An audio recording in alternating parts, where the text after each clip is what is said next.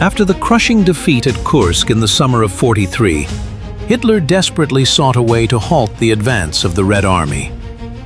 The Führer's gaze turned to the mighty Dnieper, the third largest river in Europe. The wide water barrier, with its steep western bank rising 40 to 90 meters above the eastern one, seemed an ideal natural defensive line. Sooner will the Dnieper flow backwards than the Russians cross it, Hitler declared to his generals. This water barrier became the central element of the so-called Eastern Wall, a defensive line stretching from the Baltic to the Black Sea. The German command expected not only to halt the Soviet offensive here, but also to stabilize the Eastern Front for a prolonged period. For the Third Reich, holding the Dnieper had not only military but also economic significance. Beyond the river lay the resource-rich Ukrainian lands, the breadbasket of Europe, the industrial centers of the Dnieper region, and the manganese and iron ore deposits of Nikopol and Kryvyi Rih. The loss of these territories would mean a catastrophic weakening of Germany's military-economic potential. Hitler ordered the right bank of the Dnieper to be transformed into an impregnable fortress, saturating it with pillboxes, bunkers, minefields, and multi-tiered trenches. After the defeat of German troops on the Kursk Bulge in the summer of 1943, the strategic initiative finally passed to the Red Army. The victory in the greatest tank battle opened the way for a large-scale offensive along the entire front. The Soviet command perfectly understood. The enemy must not be given a respite. He must not be allowed to gain a foothold on new lines. The Stavka of the Supreme High Command decided to immediately organize the pursuit of the retreating German troops, preventing them from breaking away and creating a strong defense on the western bank of the Dnieper. On August 12, Stalin signed a directive on the development of the offensive in the direction of Kharkov, Poltava, and further to the Dnieper. Day and night, work was in full swing at the General Staff. Operational plans were developed, actions of the fronts were coordinated, and the most complex issues of supplying the advancing troops were resolved. The strategic plan was audacious and ambitious: to reach the Dnieper on a wide front and force this powerful water barrier on the move, without giving the enemy the opportunity to create a continuous line of defense. For the first time in the history of wars, such a large river was to be overcome without lengthy preparation, practically from the march. The Soviet command understood that the Germans were counting on a natural barrier to stop the Red Army's offensive. Therefore, the key element of the plan was speed, to outrun the enemy, not to let him come to his senses, to seize bridgeheads on the western bank before a strong defense could be created there. On August 22nd, the historic Stavka directive on the forcing of the Dnieper was issued. It stated, "Pursue the enemy swiftly and continuously, not giving him the opportunity to break away. Upon approaching the water line, do not stop, but immediately force it and firmly consolidate on the opposite bank." To motivate the troops, an unprecedented decision was made: to award the title of Hero of the Soviet Union for forcing the Dnieper. This was the only operation in the history of the Great Patriotic War for participation in which the country's highest award was massively bestowed. 5 fronts: Central, Voronezh, Steppe, Southwestern, and Southern, were to advance simultaneously on a 2,000-kilometer section. The scale of such an operation had no analogues in world military history. The Stavka of the Supreme High Command's plan for the Battle of the Dnieper was striking in its boldness and scale. For the first time in the history of warfare, 5 fronts were simultaneously to advance across a gigantic 2,000-kilometer expanse from Lwow to the Black Sea. Each front was assigned a special role in this grandiose operation. The Central Front, commanded by General Konstantin Rokossovsky, advanced on the northern sector, aiming to force the Dnieper in the areas of Lwow and Rachitsa. Its task was to create bridgeheads threatening the rear of the German troops defending Kyiv. The Voronezh front of General Nikolai Vatutin operated in the Kyiv direction, the key sector of the entire operation. It was tasked with liberating the capital of Ukraine and developing the offensive towards Zhytomyr and Fastiv. The Steppe front, commanded by General Ivan Konev, struck through Poltava and Kremenchuk with the task of reaching the middle course of the Dnieper and forcing the river in the area of Dnipro-Dzerzhinsk. The southwestern front of General Rodion Malinovsky and the southern front of General Fyodor Tolbukin were to liberate the industrial centers of the Dnipro region, Zaporizhia, Dnipropetrovsk, and also eliminate the enemy's Nikopol bridgehead. The strategic concept of the operation envisioned not a sequential, but a simultaneous forcing of the Dnieper along its entire length. This approach prevented the German command from maneuvering reserves and concentrating forces in threatened directions. The Germans were faced with a dilemma: either to disperse forces along the entire front or to expose some sectors in favor of others. The strength of the Soviet plan was its suddenness and audacity. Forcing such an obstacle as the Dnieper usually required weeks of preparation, accumulation of crossing means, and thorough reconnaissance. However, the Stavka decided to act against the canons of military art, to force the river on the move using improvised means. The weakness of the plan was its extreme ambition. The troops had to overcome hundreds of kilometers at a high pace, break away from their rear and supply bases, and then, without pause, storm a powerful water barrier. Such an operation demanded extreme exertion of forces and impeccable coordination of actions of all 5 fronts. A particular difficulty was the lack of special crossing means. Pontoon parks and engineering equipment lagged behind the rapidly advancing troops. This meant that the first bridgeheads would have to be seized literally with improvised means: fishing boats, rafts, logs. Nevertheless, the Soviet command believed in success. The high morale of the troops after the victory at the Battle of Kursk, strategic surprise, and the mass heroism of the soldiers were to compensate for the shortcomings in the material and technical support of the operation. The Battle of the Dnieper became not just a battle for a geographical line, but also a test of a new level of Soviet military art: the Red Army's ability to solve the most complex operational and strategic tasks. Eastern Wall. This is what the Germans called their defensive line along the Dnieper, which they considered impregnable. And there were serious reasons for this. The right bank of the river, rising 60 to 80 meters above the left, created ideal conditions for the defenders. From these heights, the entire coastal strip was visible, allowing for aimed fire at any attempts to cross. The water barrier itself was impressive in size. The Dnieper's width in its middle course was 400 to 600 meters, and in some places reached 3 kilometers. The river's depth exceeded 12 meters, and the current was fast and dangerous. Autumn weather added to the difficulties. Cold rains washed out roads, turning them into impassable mudflows, and night frosts seized waterlogged equipment and people. Nature seemed to side with the defenders. German engineering units skillfully used the natural advantages of the terrain. The right bank was transformed into a multi-tiered system of trenches and communication passages. Artillery positions with pre-sighted firing sectors were located on dominant heights.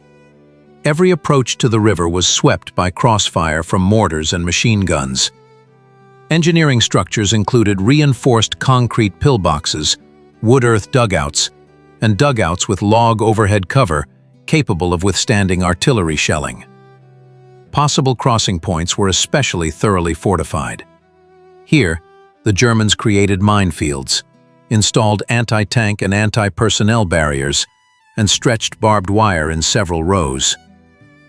The eastern bank was completely cleared of vegetation to improve visibility and firing.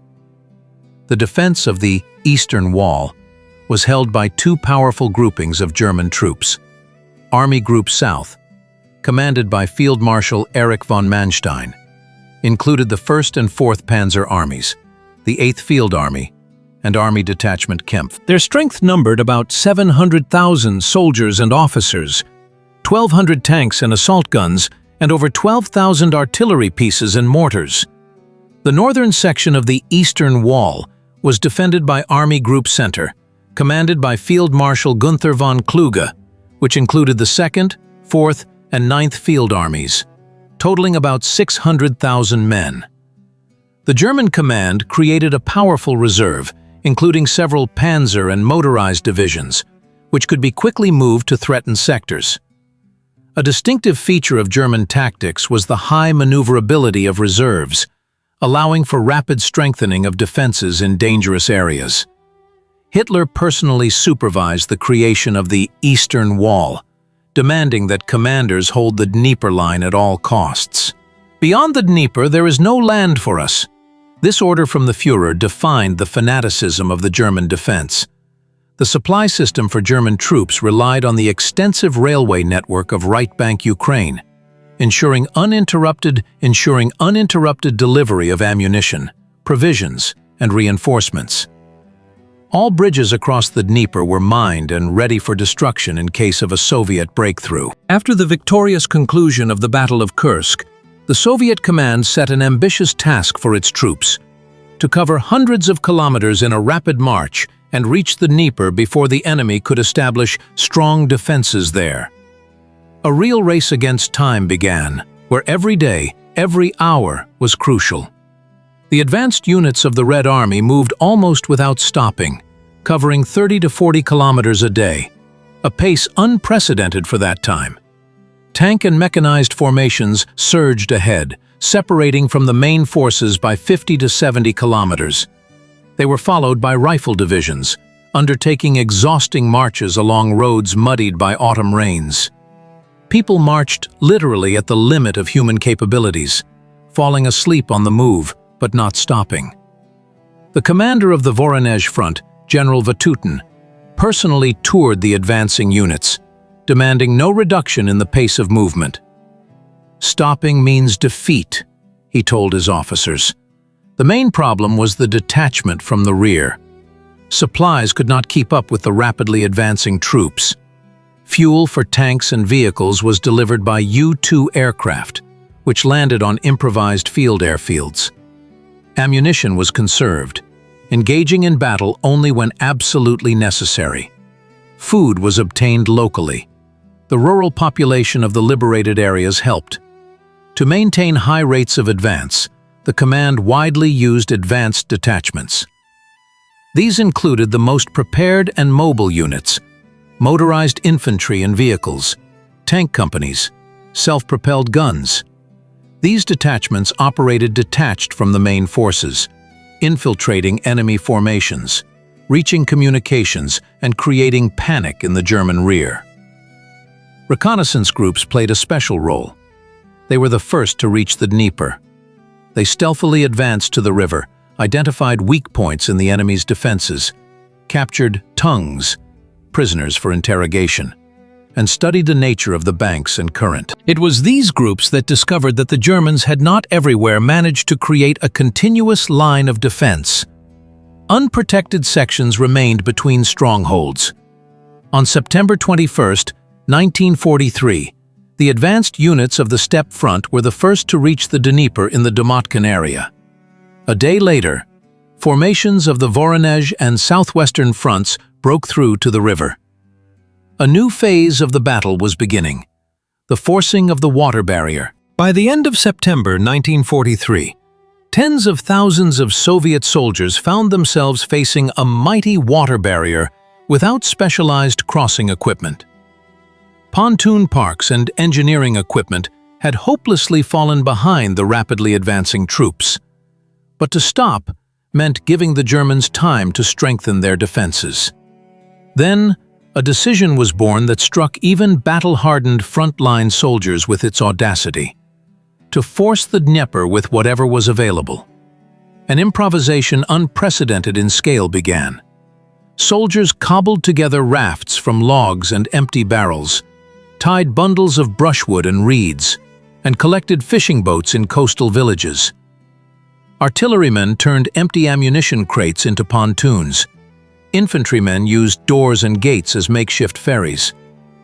Local residents helped in any way they could, giving away their last boats, pointing out hidden fords and shallows. Literally anything that could stay afloat was used. Senior Lieutenant Ivan Semyonov of the 115th Guards Rifle Division recalled, "We dismantled several peasant huts, tied logs with wire and ropes. We got something like rafts. Machine guns, mortars, and ammunition boxes were loaded onto them. We ourselves swam however we could, holding onto the rafts, on logs, some simply by swimming. In the area of the Bukhrin Bend, soldiers of the 3rd Guards Tank Army used fishing boats, each accommodating 5 or 6 people for the crossing. Under the cover of night, they silently crossed the river, landed on the enemy bank, and immediately engaged in battle. In the Central Front's sector, sappers built primitive ferries from improvised materials, capable of carrying the weight of a light gun or mortar. Each such ferry transported up to 40 soldiers with weapons per night. Commanders displayed miracles of inventiveness. In the Kremenchug area, tankers discovered sunken barges, raised them, and used them to transport light tanks. Elsewhere, artillerymen built floating platforms from empty metal barrels reinforced with wooden decking. They managed to transport several anti-tank guns on them, which played a decisive role in repelling German counterattacks. Many simply swam across, holding their weapons above their heads. The bridgeheads, seized with such difficulty on the right bank of the Dnieper, were only the first step towards victory. Now it was necessary to hold them under a hail of enemy fire and gradually expand them to a size that would allow for the deployment of large forces for further offensive operations. The German command, realizing the danger, threw all available reserves into liquidating the Soviet bridgeheads. Particularly fierce battles unfolded for the Bukhrin bridgehead, captured by units of the Voronezh front south of Kyiv. The Germans unleashed powerful air, artillery, and tank strikes on the defenders of the bridgehead. Wave after wave of elite SS units launched counterattacks. On some days, Soviet soldiers had to repel up to 20 counterattacks. Senior Sergeant Grigory Nestorenko, commander of a machine gun crew, recalled, "The ground burned under our feet. It seemed as if the very air had turned into fire. But we understood. There was nowhere to retreat. The Dnieper was behind us, and the whole country was watching us." On the Lyutezh bridgehead north of Kyiv, the Germans also made desperate attempts to throw Soviet troops into the river. Here, units of General Chernyakovsky's 60th Army held the defense. The enemy threw the SS Panzer Division Reich and several infantry formations against them. But the Soviet soldiers stood to the death. A critical moment was the transfer of heavy weapons to the bridgeheads. Sappers worked around the clock building pontoon bridges, which German aircraft systematically destroyed. Tanks and artillery had to be transported under the cover of night or on foggy days. Gradually, the small bridgeheads began to merge into larger ones. In the Kremenchug area, the troops of the steppe front managed to combine several small bridgeheads into one large one, up to 20 kilometers deep and up to 40 kilometers wide. This created conditions for the deployment of significant forces and a subsequent offensive in the Kryvyi Rog direction. Artillery played a special role in holding the bridgeheads. Guns, transported with the greatest difficulty, took up positions and fired direct fire at attacking German tanks. Mortarmen created a curtain of fire in front of the advancing enemy infantry. By the end of October 43, Soviet troops had firmly entrenched themselves on 23 bridgeheads of various sizes.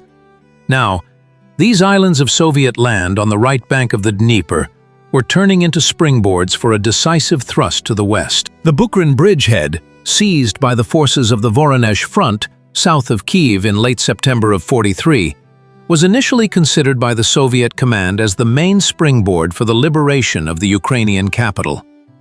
However, the terrain here presented an unpleasant surprise. The right bank of the Dnieper in the Bukhrin area was a true natural bastion, steep, precipitous slopes up to 100 meters high, deep ravines and gullies, dense forests. The Germans skillfully used these terrain features, creating an echeloned defense with numerous firing points. 3 attempts to break through the German defenses from the Buchrin bridgehead in October of 43 ended in failure. General Vatutin threw the best formations into the attack, including General Rybalko's 3rd Guards Tank Army. But the results were minimal. Tanks struggled to overcome ravines and steep ascents, becoming easy targets for enemy anti-tank artillery. Infantry, deprived of full armored support, suffered heavy losses. The German command, having deciphered the Soviet offensive plan, concentrated significant forces near Buchrin. Up to 7 infantry and 3 tank divisions. Field Marshal Manstein, commander of Army Group South, personally controlled the defense of this sector, understanding its strategic importance. By mid-October, it became clear that continuing attempts to break through from the Buchrin bridgehead would only lead to unjustified losses. An unconventional solution was required. On October 24th, the headquarters of the Supreme High Command approved a bold plan proposed by General Vatutin to shift the direction of the main attack from the Buchrin to the Lyutezh bridgehead, located north of Kyiv. This maneuver became one of the most audacious in the history of the war. The Lyutezh bridgehead, located just 20 kilometers north of Kyiv, became the key to liberating the Ukrainian capital. Unlike Buchrin, the terrain here was more favorable for an offensive. Gentle slopes, fewer ravines, open spaces for maneuvering tank formations. However, the success of the operation required absolute secrecy and troop regrouping.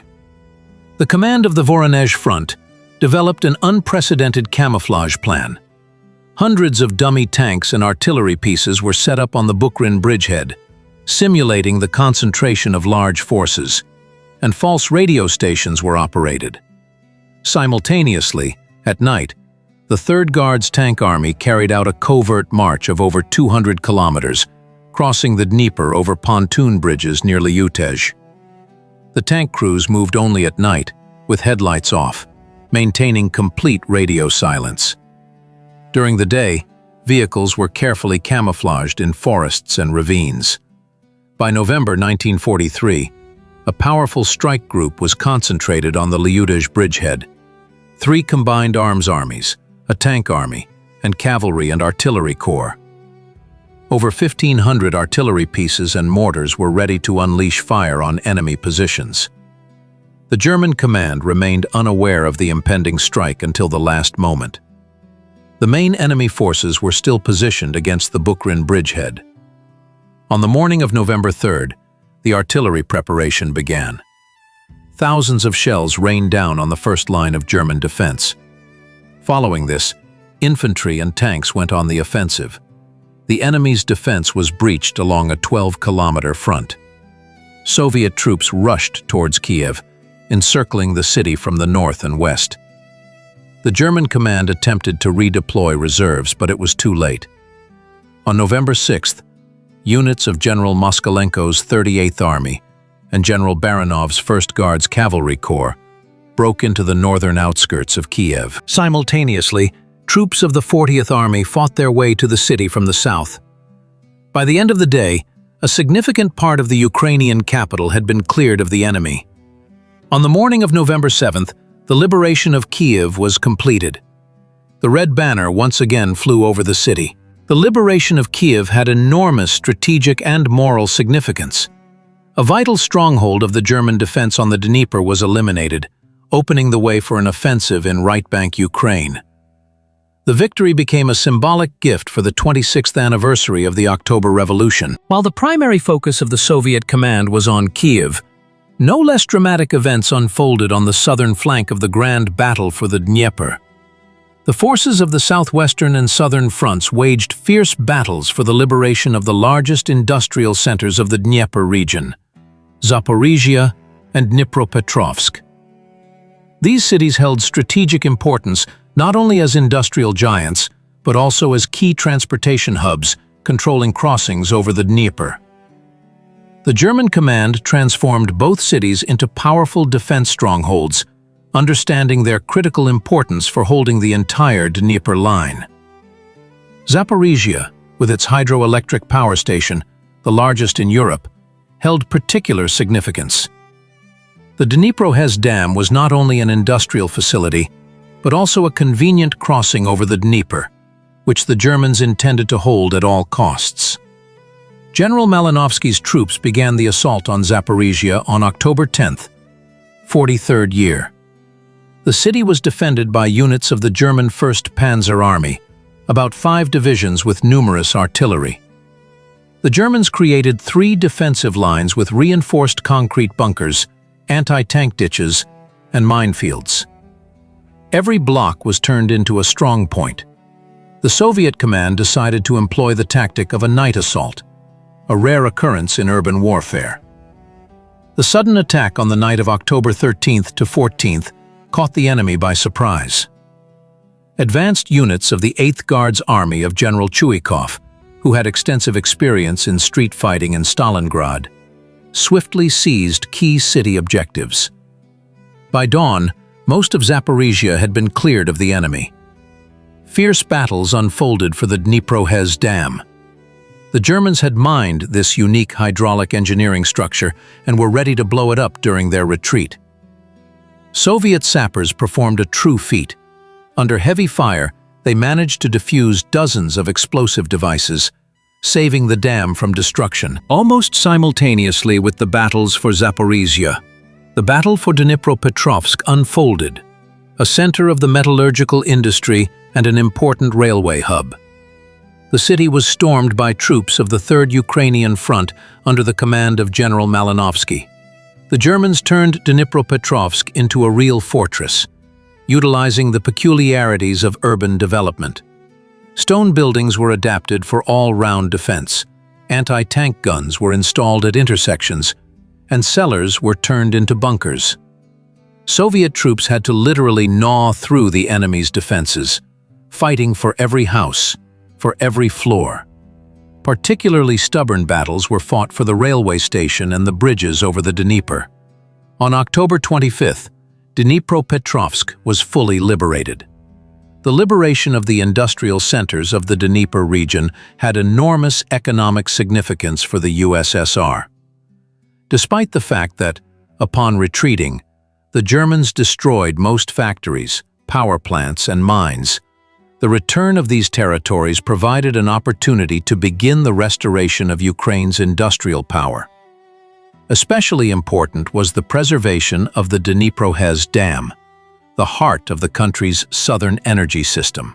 The return of Zaporizhia and Dnipropetrovsk also meant depriving the German war machine of crucial sources of raw materials: manganese ore from Nikopol and iron ore from Kryvyi Rih, without which the production of quality steel would become impossible. The airspace over the Dnieper became an arena of fierce confrontation, no less dramatic than the battles on land and water.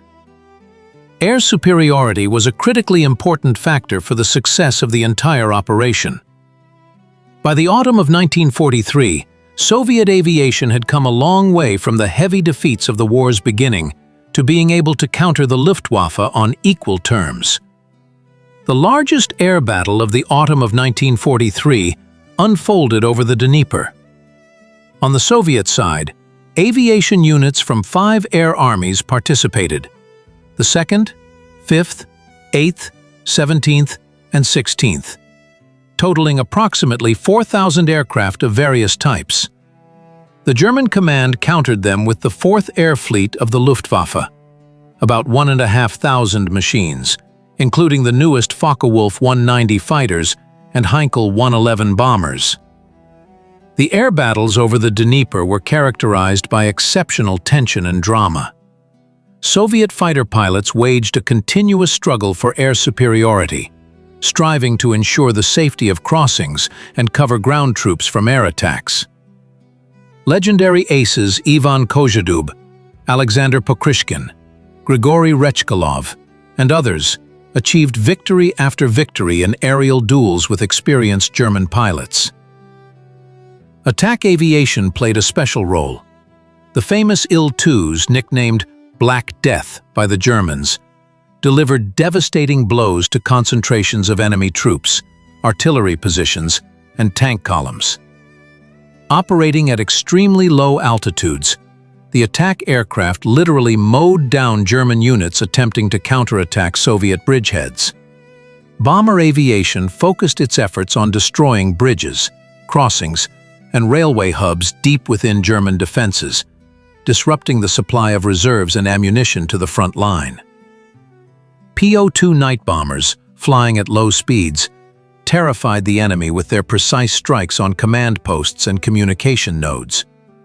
The German command made desperate efforts to disrupt Soviet crossings over the Dnieper. Luftwaffe bombers attacked pontoon bridges and concentrations of Soviet troops on the eastern bank, wave after wave. However, dense anti-aircraft fire and the actions of Soviet fighters significantly reduced the effectiveness of these strikes.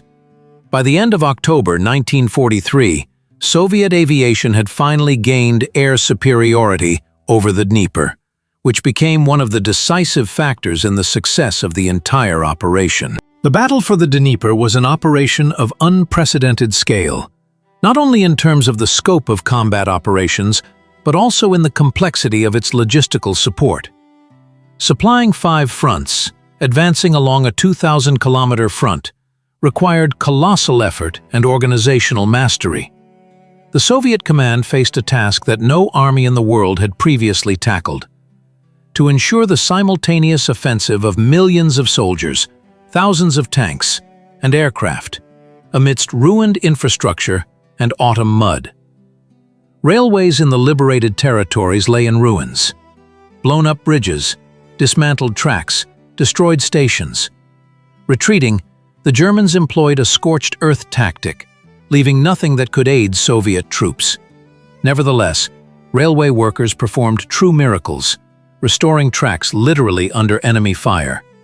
Brigades of trackmen worked around the clock, laying sleepers and rails, erecting temporary bridge crossings. At times, the speed of railway restoration reached 50 kilometers per day, an incredible figure even by peacetime standards. A particular challenge was the delivery of fuel for tank and mechanized units. There was a catastrophic shortage of fuel trucks, and each tank consumed hundreds of liters of fuel daily. Any available containers had to be used: barrels, jerry cans, even milk churns.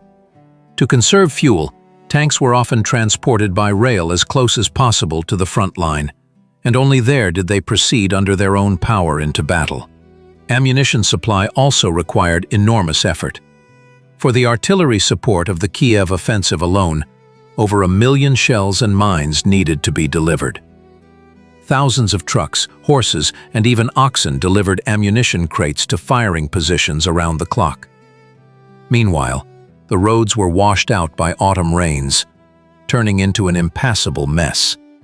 Soldiers often manually pulled out stuck vehicles, placing branches, planks, and even their own greatcoats under the wheels. The organization of crossings over the Dnieper was a true feat. Engineer troops built pontoon bridges under continuous artillery fire and bombing. Pontooniers worked waist-deep in icy water, installing supports and decking. Often, crossings had to be restored several times a day after another air raid. The medical service also operated at its limits. Field hospitals were set up in tents, dugouts, and surviving buildings.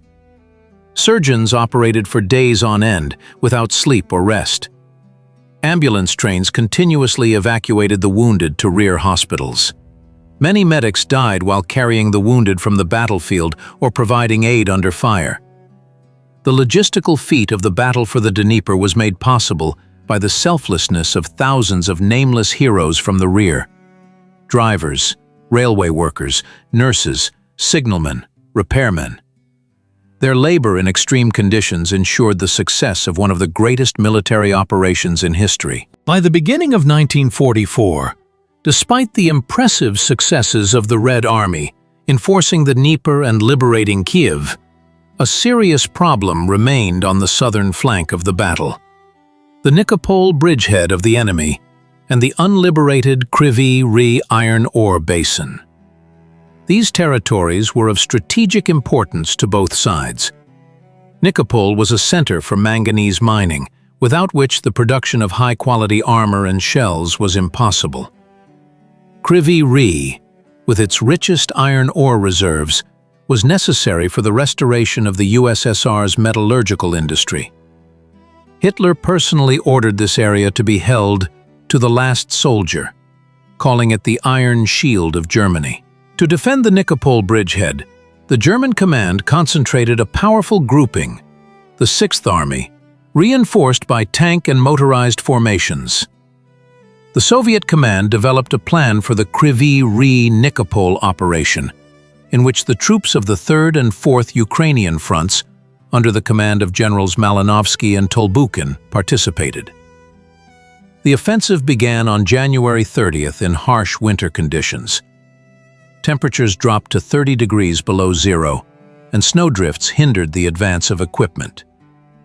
The artillery preparation lasted an hour and a half, after which the infantry and tanks went on the attack. The Germans resisted fiercely, clinging to every stronghold. Particularly heavy fighting unfolded for Apostolov, a key communications hub. On February 5th, the city was liberated by units of the 5th Shock Army, which created a threat of encirclement for the enemy's Nikopol grouping. The German command began a hasty withdrawal of troops from the bridgehead. On February 8th, Nikopol was liberated, and on February 22nd, Kyiv Re. The Nazis failed to evacuate the equipment from the mines and quarries. They were flooded. A huge amount of work lay ahead to restore this most important industrial region. The significance of the Kyiv Re Nikopol operation can hardly be overestimated. A dangerous enemy grouping, hanging over Soviet troops from the south, was eliminated. The liberation of this region deprived German industry of strategically important raw materials. In addition, the success of the operation created favorable conditions for a further offensive in right bank Ukraine and opened the way to Odessa and Crimea. The price of victory in the Battle of the Dnieper was enormous. The Red Army paid for the forcing of the water barrier and the liberation of right bank Ukraine with hundreds of thousands of lives. The exact casualty figures still provoke historical debate, but according to various estimates, Soviet troops lost between 400 and 700,000 killed, wounded, and missing in action. German losses were significantly smaller, around 300,000 people. Such a difference in numbers is explained by several factors. Firstly, forcing a large water barrier on the move without thorough preparation inevitably led to high losses. Secondly, the Germans occupied advantageous defensive positions on the dominating heights of the right bank. Thirdly, problems with the coordination of different branches of service had an impact. Artillery often lagged behind rapidly advancing infantry, and air support was not always timely and accurate. Separately, it is worth noting the problem of coordinating the actions of 5 fronts over a giant expanse. Communications worked intermittently, which complicated troop control and led to uncoordinated actions. The human factor also played a significant role. Commanders at all levels, from platoon to front, were under enormous psychological pressure. It was necessary to force the river at any cost. This sometimes led to hasty decisions and unjustified losses. The Soviet command learned important lessons from the Battle of the Dnieper. The tactics of forcing water barriers were revised, and the system of interaction between branches of service was improved. Special attention began to be paid to the engineering support of offensive operations. In subsequent battles of 44 to 45, these lessons were taken into account. Operations were planned more carefully, with detailed elaboration of all aspects, from reconnaissance to supply. The interaction of infantry, tanks, and aviation significantly improved. Commanders learned to preserve people, achieving victory not by numbers, but by skill. The Battle of the Dnieper became a kind of school of military art for a whole generation of Soviet military leaders. It was here that the style of such commanders as Zhukov, Konev, Vatutin, and Rokossovsky finally formed. The experience gained in forcing the Dnieper was successfully applied in overcoming other large water barriers, the Vistula, the Oder, and the Danube. The high price of victory on the Dnieper was not in vain. It brought closer the final defeat of Nazi Germany and saved millions of lives in the liberated territories. The Battle of the Dnieper became a turning point, not only in the Great Patriotic War, but also in the entire Second World War.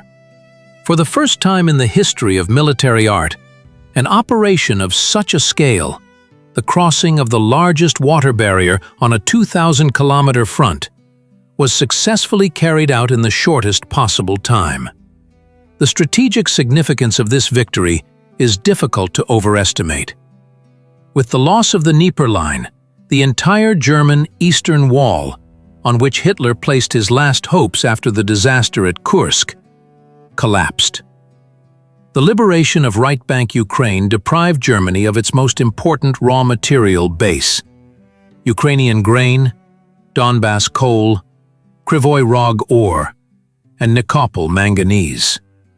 Without these resources, the military machine of the Third Reich began to suffocate. No less important was the psychological effect. After Stalingrad and Kursk, the victory on the Dnieper finally buried the myth of the Wehrmacht's invincibility. The morale of German troops was undermined.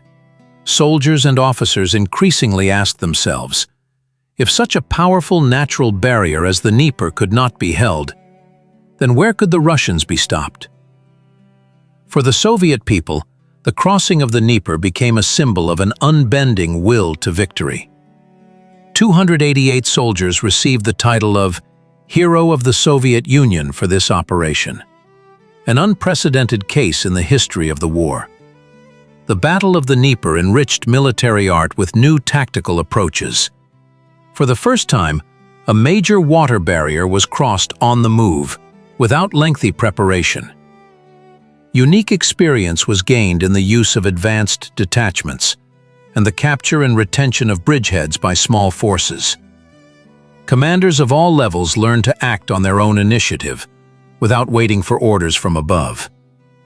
This experience was successfully used during the crossing of other major European rivers in 44 and 45. Today, decades later, the Battle of the Dnieper remains a model of military planning and an example of mass heroism. Hundreds of monuments and obelisks stand on the banks of the great river, silent witnesses to the feat of Soviet soldiers. Every year, search parties find the remains of fallen soldiers, bringing the names of heroes back from oblivion. The lessons of the Battle of the Dnieper are studied in military academies around the world, as a classic example of overcoming a major water barrier in the face of active enemy resistance. This operation forever entered the golden fund of world military art, along with battles such as Cannae, Austerlitz, and Waterloo.